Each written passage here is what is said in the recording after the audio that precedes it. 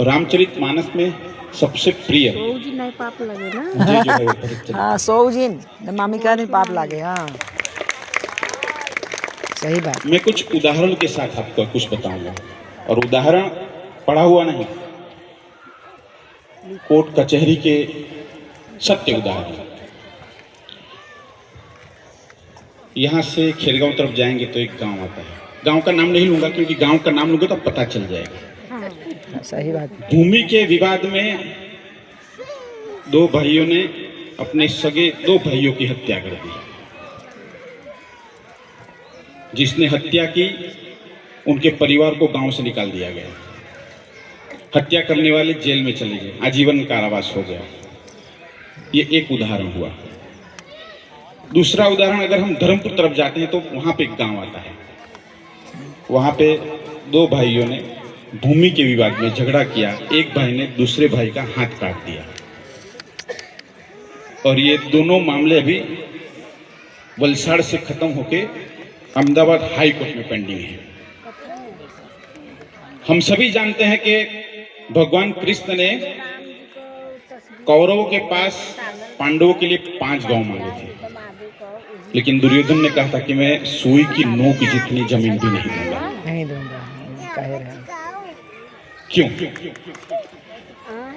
वो भाई जो एक ही माँ की कोख से पैदा हुए हैं, जो साथ में खेले हैं, जो साथ में एक थाली में खाए हैं, अगर एक रोटी है तो उसमें से आधी आधी करके खाए हैं, साथ पढ़े हैं, साथ खेले हैं, लड़े हैं, झगड़े हैं, फिर एक हो गए हैं, बड़े हो गए, पिता के साथ अपने व्यवसाय में जुड़े, कंधे से कंधा मिलाया, चल रहे हैं। फिर अचानक ऐसा क्या हुआ कि एक भाई दूसरे भाई का चेहरा नहीं देखना चाहता। प्रभु श्री राम के युग में मंथरा थी, और इस कलयुग में हमारी बुद्धि मंथरा हो जाती है। सही बात। क्योंकि मंथरा है नहीं, काम चालू। हमारा अहंकार, हमारा लोभ, ये हमें मंथरा बनाता है। और माता सीता, माता मांडवी, माता उर्मिला, आज कौन बनना चाहेगा? आज के इस युग में ऐसी कौन सी माता है जो भाई संकट में हो और कहे अपने पति को कि भाई संकट में है, जाके उसके साथ खड़े हो जाइए। ये मैं प्रश्न आपके समक्ष रख रहा हूं। आज एक भाई दूसरे भाई को बर्बाद करने पर तुला हुआ है। क्या कारण है? जब पिता माता जीवित रहते हैं और उनके जीवित रहते अगर दो भाई विवाद करते हैं ना, तो उसकी पीड़ा कोई कल्पना नहीं कर सकता कि उनको कितनी पीड़ा होती है। और अगर उन दोनों में से कोई एक चला गया और एक को रह जाना पड़े और दोनों भाई अलग हो गए हों, अलग रहते हों, तो सोचिए उस माँ या पिता की दुविधा क्या होगी। क्या उसको अच्छा लगेगा? जिस भूमि के लिए महाभारत हुआ वो भूमि यहीं पे है, वो साथ में लेकर नहीं गए। लेकिन आज लोभ, अहंकार की वजह से यहां तक देखा है कि एक भाई अपने दुश्मन से जाके मिल जा रहा है कि बस मेरा भाई बर्बाद हो जाना चाहिए, जितना रुपया चाहे मैं खर्च करने के लिए तैयार हूं। लेकिन वही भाई रुपया खर्च करने के लिए अपने भाई को खड़ा करने के लिए खड़ा नहीं होगा। ये कलयुग का प्रभाव है, ये हमारी मंत्रा है। हम तो, मेरा जन्म तो वलसाड़ में हुआ है, लेकिन ज्यादातर उत्तर भारतीय, राजस्थानी, महाराष्ट्रियन परिवार के लोग जब गांव छोड़ के आते हैं तो पहले पिता आते हैं, पिता अकेले संघर्ष करते हैं, फिर घर में जो बड़ा बेटा है वो पिता की सहायता के लिए वहां से आता है, वहां से, गांव से। ये तो है। गांव में कौन है? माँ है, 4-5 भाई बहन हैं, पिता और बड़ा भाई यहाँ पे संघर्ष करते हैं। धीरे धीरे चारों पांचों भाइयों को गांव से बुला लेते हैं, सबको स्थायी कर देते हैं, सब स्थायी हो जाते हैं अपने परिवार के साथ। अब सोचिए, जो बड़ा भाई आया था, जिसने संघर्ष किया, उसका आकस्मिक निधन हो जाए और 4 भाई उस बड़े भाई के परिवार के साथ खड़ा न हो, क्या स्थिति होगी? क्या कारण है? उस परिवार का क्या दोष है कि उनके पिता ने परिवार के लिए संघर्ष किया और आपने उनको अकेला छोड़ दिया? ये हमें हमारी न तो संस्कृति सिखाती है न तो हमारा संस्कार सिखाते हैं। मैंने आपको कहा था कि मैं जब भी स्मशान में जाता हूं तो मैं कुछ न कुछ सीखता हूं।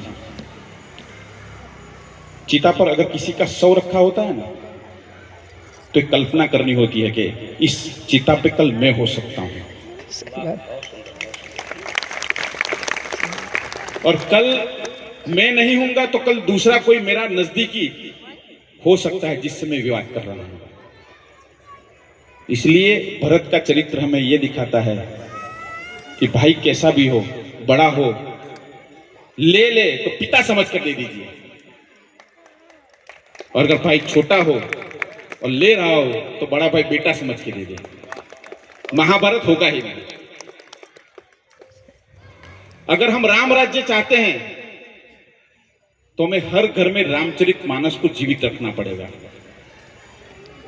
हमें प्रभु श्री राम के आदर्शों पे चलना पड़ेगा। हमें लक्ष्मण, भरत और शत्रुघ्न बनना पड़ेगा। सिर्फ कथा सुनने से परिवार नहीं बनेगा। हमारा देश वो देश है जहां कहा जाता है वसुधैव कुटुंबकम। हमने विश्व को सिखाया कि हमारा देश एक परिवार है, लेकिन आज परिवार टूट रहे हैं। किस वजह से? या तो संपत्ति का विवाद या तो धन का विवाद। कोई लेके गया नहीं है, न कोई लेके जाने वाला है। मैं आपको एक छोटा सा उदाहरण देता हूं। दो भाई थे। एक भाई बंबई में, छोटा भाई बंबई में बहुत बड़ा कारोबार कर रहे थे, और बड़े भाई गांव में थे। बड़े भाई का निधन हो गया। छोटे भाई गए, वहां पे उनका सब क्रियाक्रम हो गया, और वहां से जब वापस मुंबई आ गए, अपनी दुकान पर बैठ गए, तब बड़े भाई के बेटे को पता चला कि मेरे चाचा ने मुझसे छल करके सारी संपत्ति अपने नाम लिखवा ली। उसको बहुत पीड़ा हुई। वो गांव से निकला, 5 किलो मिठाई लिया और चाचा की दुकान पे गया। और चाचा को कहा कि ये 5 किलो मिठाई मैं आपके लिए लेंगे। तो उन्होंने कहा किस खुशी में लेके आओ भाई? बोला नहीं, मैं आज बहुत खुश हूं, आप ले लीजिए इसे। लेकिन हुआ क्या? बोला जो संपत्ति मेरे दादा नहीं ले जा पाए, जो संपत्ति मेरे पिता नहीं ले जा पाए, मुझे खुशी इस बात की है कि वो संपत्ति आपने छल से मेरे पास लिखवा ली, आप उसको अपने साथ ले जाने वाले हैं।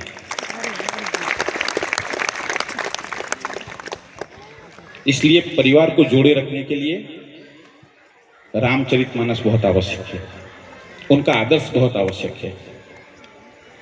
आज एक भाई दूसरे भाई को समाज में नीचा दिखाना चाहता है, उसको अपमानित करना चाहता है।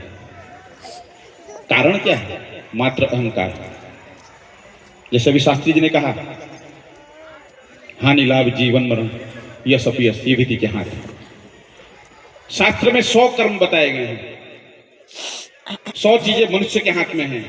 सत्य बोलो, दान करो, गौ सेवा करो, मनुष्य सेवा करो, प्रकृति की सेवा करो, ऐसे आदि 100 कार्य हैं। 100 कार्य मनुष्य के हाथ में है, लेकिन यही 6 कार्य मनुष्य के हाथ में नहीं है। हानि लाभ जीवन मरण यश अपयश विधि के हाथ है। मैं ज्यादा समय नहीं लूंगा, अब मैं आगे बढ़ूंगा। एक ऐसी संस्था जो कभी लाइमलाइट में नहीं आती है, और स्वतंत्रता के पहले से और स्वतंत्रता के बाद से उस संस्था ने कुछ भी कहे बिना अपना कार्य, अपनी सेवा की है। जिसकी स्थापना हुई उसके बाद कई बार प्रयास हुआ कि उसके ऊपर पाबंदी लग जाए, लेकिन वो संस्था चलती रही, अविरत चलती रही। और देश पर जब भी संकट आया, वो संकट के समय किसी भी प्रकार का पुराना रंजिश रखे बिना वो सेवा में जुड़ी और देश सेवा के लिए हमेशा तत्पर रही। फिलहाल ही कुछ वर्षों पहले उस संस्था पर फिर एक षड्यंत्र करके पाबंदी लगाने की कोशिश की गई, और वो साजिश थी भगवा आतंकवाद कि भगवा आतंकवाद के आड़ में उस संस्था पर पाबंदी लगा दी जाए। और विरोधियों ने, विधर्मी प्रेमियों ने आतंकवाद का कोई धर्म न होते हुए भी भगवा आतंकवाद शब्द कहा। तो जो आतंकवाद फैला रहा है उसका मजहब और धर्म आपको नहीं मालूम है, उसके लिए आप नहीं बोल पाएंगे कि किस धर्म का है, लेकिन जहां सनातन की बात आती है वहां पे तुरंत कहेंगे कि भगवा आतंकवाद है। और इसकी हम निंदा करते हैं। इसी वजह से कहते हैं कि अगर सनातन है तो हम हैं, अगर सनातन नहीं है तो हम भी नहीं हैं।